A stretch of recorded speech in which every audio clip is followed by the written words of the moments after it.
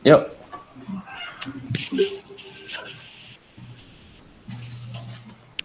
Assalamualaikum warahmatullahi wabarakatuh. Sebelumnya saya ucapkan terima kasih kepada Bapak Dr. of Science Teknologi Adi Kurniawan, Sarjana Teknik, dan juga Bapak Rian Mantasa Silve Prastika, Sarjana Teknik, Magister Teknik, selaku dosen pembimbing mata kuliah Praktikum Hidraulika pada semester ini. Perkenalkan, nama saya Muhammad Iqbal Istianto. Di sini tentu saja saya tidak sendirian. Saya bersama dua rekan saya, yaitu ada Gifari Fadli dan juga ada Muhammad Akbar Ramadan. Di sini kami akan mempresentasikan hasil diskusi dan hasil kerja dari kelompok kami mengenai final project praktikum hidrolika. Nah, untuk praktikum ini kami akan menjelaskan mengenai analisis debit banjir di Kali Tenggang, daerah Telogosari, yaitu cabang Kali Tenggang 1 di Kota Semarang.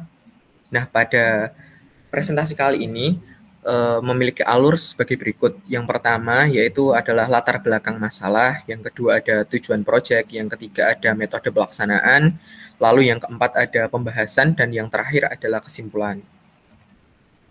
Nah, untuk latar belakang sendiri, sebenarnya banjir itu apa sih gitu loh. Nah, menurut Deputi Bidang Sarana dan Prasarana, banjir itu adalah sebuah bencana yang sering terjadi pada setiap musim penghujan yang ada di Indonesia. Nah, tercatat 5.500 sungai induk dan 600 diantaranya berpotensi menimbulkan bencana banjir. Lalu, daerah rawan bencana banjir yang ini mencakup sungai-sungai induk yang luasnya kurang lebih mencapai 1,4 juta hektar. Dari kajian ini, dari berbagai kajian yang telah dilakukan. Lalu, apa yang menyebabkan banjir itu sendiri gitu loh. Nah, banjir ini disebabkan karena kegiatan manusia yang sangat berdampak terhadap tata ruang dan perubahan alam yang sangat ekstrim, seperti tingginya curah hujan, lalu kenaikan permukaan air laut, lalu ada badai, lalu ada degradasi pada lingkungan, lalu ada pendangkalan sungai sebagai dampak dari sedimentasi, lalu ada juga penyempitan aliran sungai.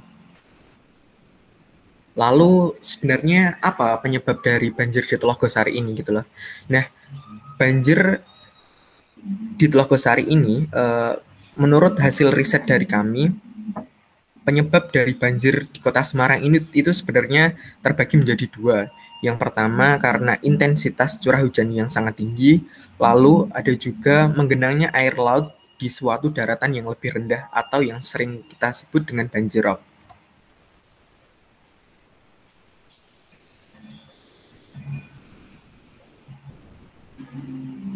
Kemudian yang ketiga ada metode pelaksanaan. Metode pengerjaan mitigasi banjir di Kota Semarang dapat dilakukan sebagai berikut. Yang pertama yaitu mencari jurnal tentang banjir yang berada di saluran Kota Semarang. Kemudian yang kedua mengidentifikasi masalah yang terjadi. Yang ketiga ada pengumpulan dan pengolahan data. Dan apa aja sih data yang diperlukan? Data yang diperlukan antara lain sebagai berikut. Yang pertama data curah hujan Kota Semarang. Yang kedua peta topografi Kota Semarang. Yang ketiga ada data hidrometri saluran atau ketinggian muka air, debit aliran. Yang keempat ada data morfologi saluran, yaitu dimensi penampang saluran dan kemiringan saluran. Next.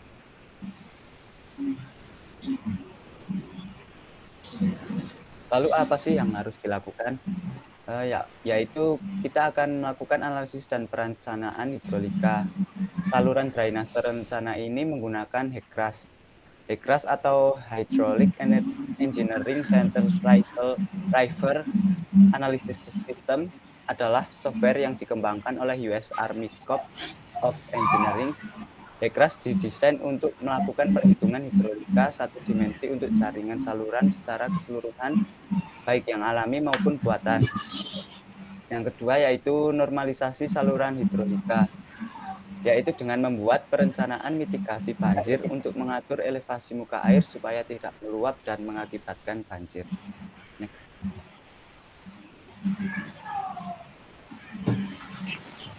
Oke, selanjutnya adalah dalam mitigasi banjir ini faktor hidrologi itu yang sangat berpengaruh, terutama di bagian hulu dan hilir, itu dikarenakan oleh curah hujan. Untuk itu, analisa hidrologi dalam studi diperlukan adanya inventarisasi kondisi sungai dan perhitungan banjir rencana di beberapa titik pengamatan. Nah, dalam proses persebaran data curah hujan ini dilakukan perhitungan sebaran hujan yang diperoleh dari Stasiun Meteorologi Maritim Semarang atau Stasiun Meteorologi daerah setempat. Data-data hujan ini otomatis direkap menurut skala hujan lebat, yaitu yang lebih dari 50 mm. Hujan ini diperoleh dari hasil perkalian distribusi hujan dengan curah hujan hasil log Pearson 3. Lanjut.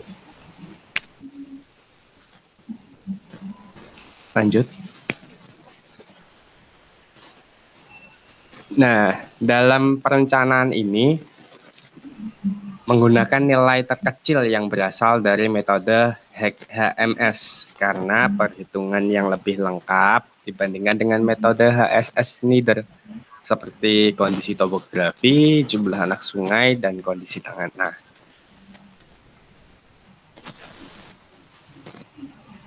Lanjut.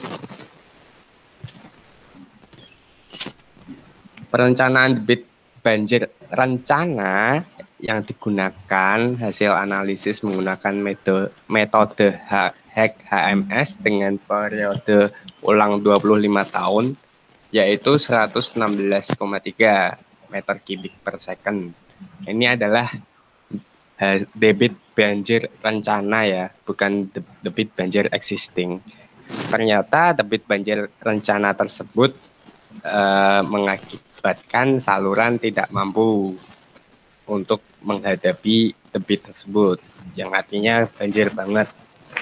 Nah, kita rencanakan penampang untuk mempersiapkan debit banjir rencana tersebut.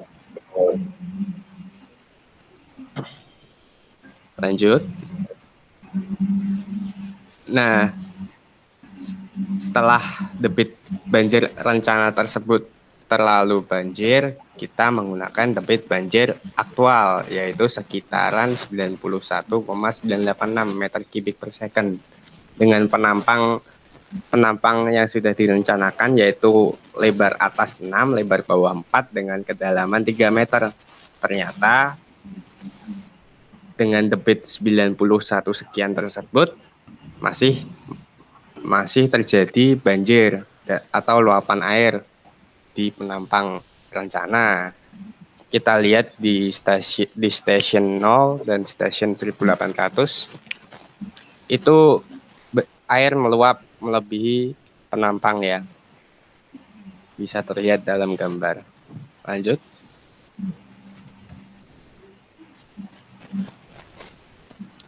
Dan ini profil muka air dan perspektif plot sebelum normalisasi. Jadi kita bisa lihat itu meluap. Ya, lanjut.